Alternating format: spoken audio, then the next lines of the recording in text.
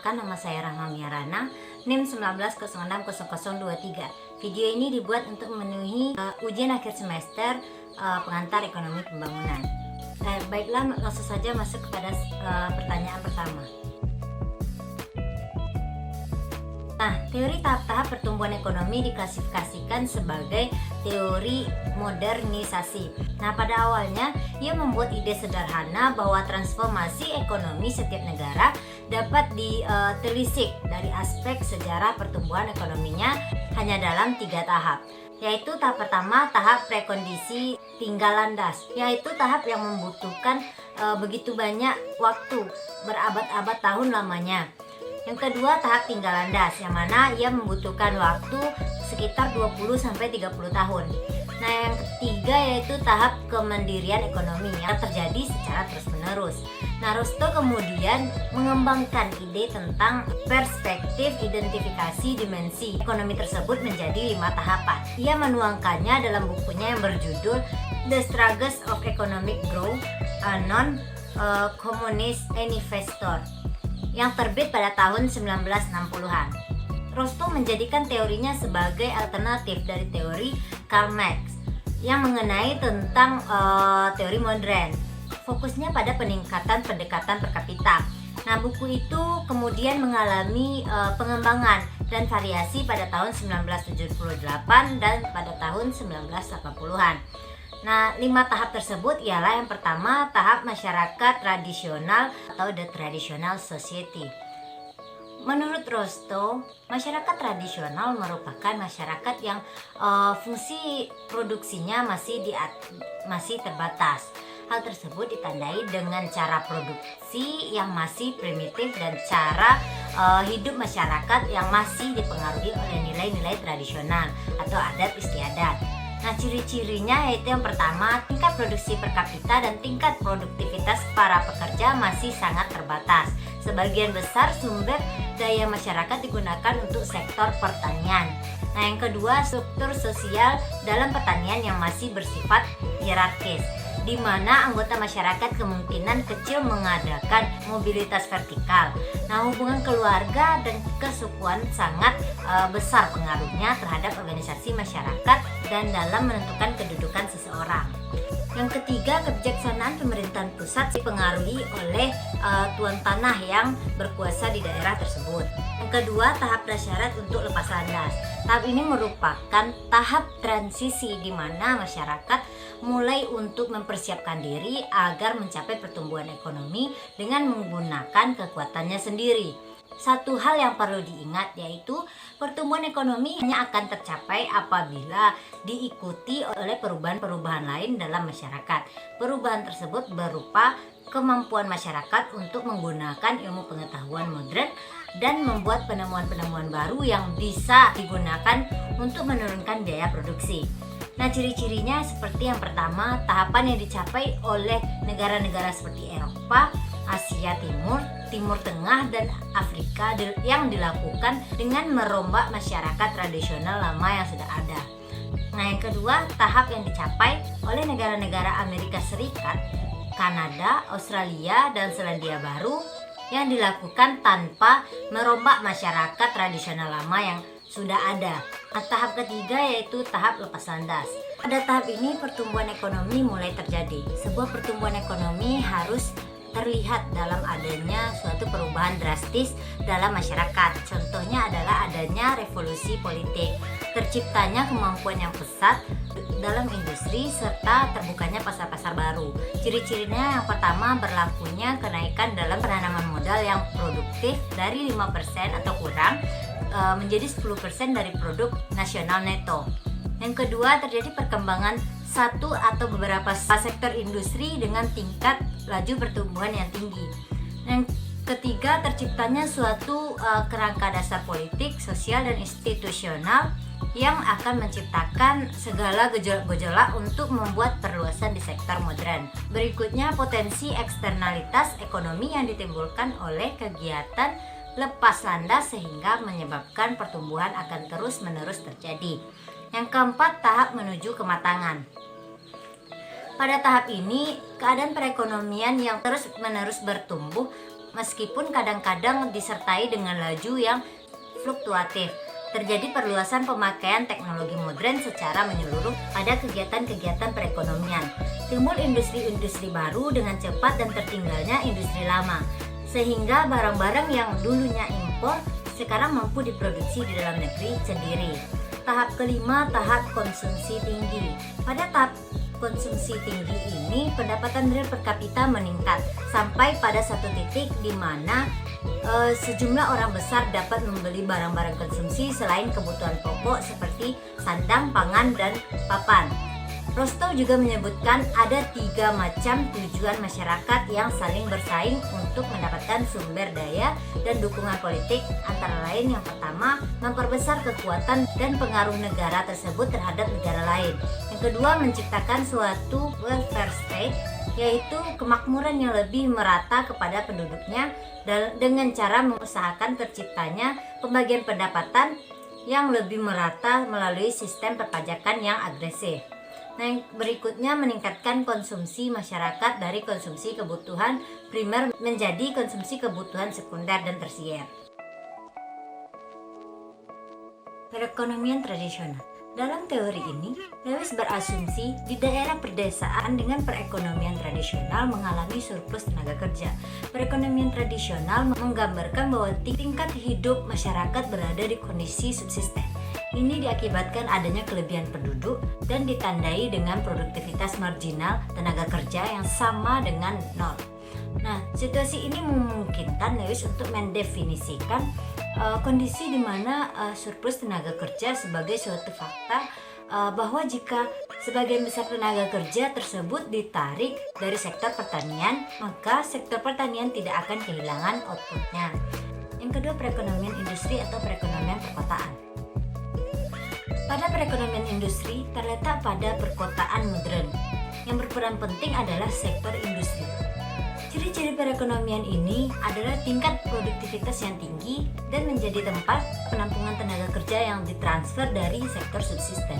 Dengan demikian, perekonomian perkotaan merupakan daerah tujuan bagi para pekerja yang berasal dari pedesaan, sehingga menambah tenaga kerja pada sistem produksi yang ada akan meningkatkan output yang diproduksi. Rangkaian dari proses berkesinambungan dan perluasan kesempatan kerja di sektor modern tersebut diasumsikan akan terus berlangsung sampai semua surplus tenaga kerja perdesaan diserap habis oleh sektor industri. Tenaga kerja tambahan hanya dapat ditarik dari sektor pertanian dengan biaya yang lebih tinggi, karena hal tersebut akan mengakibatkan merosotnya produksi pangan. Transformasi struktural perekonomian dengan sendirinya akan menjadi suatu kenyataan, dan perekonomian itu pada akhirnya beralih dari perekonomian pertanian yang berpusat pada pedesaan menjadi sebuah perekonomian industri modern yang berorientasi kepada pola kehidupan perkotaan. Perhatikan kurva ini. Kurva N menggambarkan laju pendapatan per kapita yang membuat laju pertumbuhan pendapatan nasional sama dengan laju pertumbuhan penduduk. Kurva P menunjukkan laju pertumbuhan penduduk pada setiap tingkat pendapatan per kapita. Bermula pada titik A yang mewakili titik keseimbangan subsisten di mana tidak terdapat pertumbuhan penduduk dan pendapatan jika pendapatan per kapita dinaikkan ke YB. Nah, laju pertumbuhan penduduk dan pendapatan tersebut kedua-duanya adalah 1%. Pada laju pendapatan per kapita YC, laju pertumbuhan penduduk lebih tinggi daripada laju pertumbuhan pendapatan nasional YCG, JYC. Yang disebut pertama adalah 2%, yang disebut terakhir 1%. Karenanya, laju pendapatan per kapita harus dirumuskan sedemikian rupa agar dapat meningkatkan pendapatan nasional yang lebih besar daripada laju pertumbuhan penduduk. Hal ini hanyalah mungkin sesudah tingkat pendapatan per kapita setinggi YE, di mana laju pertumbuhan penduduk mulai menurun. Titik E merupakan laju pertumbuhan penduduk yang ditentukan secara biologis oleh Liebenstein yang diasumsikan sebesar 3%. Dengan demikian, YE adalah tingkat pendapatan per kapita minimum kritis yang diperlukan untuk menggerakkan pembangunan ekonomi yang berkesinambungan. Dalam kasus tersebut, tingkat pendapatan per kapita bekerja sebagai kekuatan pendorong pendapatan. Sedangkan tingkat pertumbuhan penduduk yang dirangsang oleh tindakan yang disebutkan tadi merupakan faktor pendapatan bagi pembangunan yang berkesinambungan.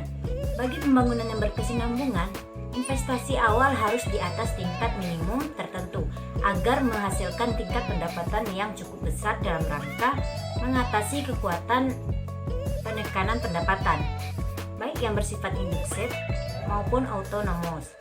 Tetapi menurut Leibenstein, tidak semua usaha minimum kritis itu harus dilakukan sekaligus. Ia akan menjadi lebih efektif jika dipecah-pecah dalam rentetan usaha yang lebih kecil yang menekankan di dalam perekonomian yang dijadwalkan secara optimal. Yang pertama, Rosenthal-Rodan. Rosenthal-Rodan adalah ekonomi pertama yang mengemukakan teori pertumbuhan berimbang. Tanpa sedikit pun menyinggung teori ini pada artikel-artikelnya di tahun 1943. Ia berdalih bahwa seluruh industri yang akan didirikan di Eropa Barat dan Eropa Tenggara harus dianggap dan direncanakan seperti suatu perusahaan raksasa atau trust. Anggapan utamanya adalah bahwa seringkali produk marginal sosial atau PMS-nya, dan jika sekelompok industri direncanakan secara bersama sesuai dengan PMS-nya, maka laju pertumbuhan ekonomi akan lebih cepat daripada jika tidak dirancang bersama. Yang kedua, Nurse. Dalam gagasannya mengenai pertumbuhan berimbang, ia berpedoman kepada hukum Say, dan ia mengutip formulasi Mill bahwa setiap kenaikan produksi jika didistribusikan tanpa salah hitung pada segala macam produk pada proporsi yang ditentukan oleh kepentingan privat akan menciptakan atau lebih cepat merupakan permintaan mereka sendiri. Yang ketiga, Lewis. Di dalam program pembangunan, semua sektor ekonomi harus tumbuh secara serentak untuk menjaga keseimbangan yang tepat antara industri dan pertanian serta antara produksi untuk konsumsi dalam negeri dan produksi untuk ekspor. Logika dalil ini tidak dapat disangkal sama seperti kesederhanaannya. Yang pertama, Robben-Rodan.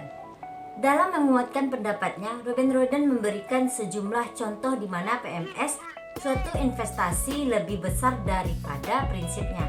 Kemudian saling lengkap antara berbagai industri yang mengemukakan ke arah investasi yang paling menguntungkan yang dilihat dari sudut masyarakat. Yang kedua, Nurse. Nurse melihat pertumbuhan berimbang adalah fondasi kuat untuk perdagangan internasional dan juga suatu cara untuk mengisi kekosongan pada batas luar. Dampak balik definisikan sebagai semua perubahan yang bersifat merugikan dari ekspektasi ekonomi di suatu tempat karena sebab-sebab di luar tempat itu.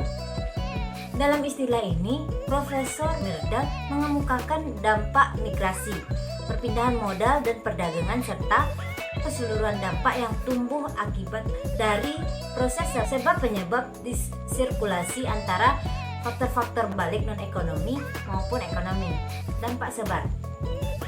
Menurut pada momentum pembangunan yang menyebar secara sentrifugal dari pusat pengembangan ekonomi ke wilayah-wilayah lain. Yang pertama, daerah dan wilayah-wilayah tempat kegiatan ekonomi berkembang akan cenderung menarik orang muda dan aktif dari berbagai negara bersangkutan. Ini cenderung akan menguntungkan wilayah berkembang tersebut dan menekan kegiatan ekonomi di wilayah terbelakang tempat asal buruh tersebut. Yang kedua, perpindahan modal juga cenderung meningkatkan ketimpangan regional.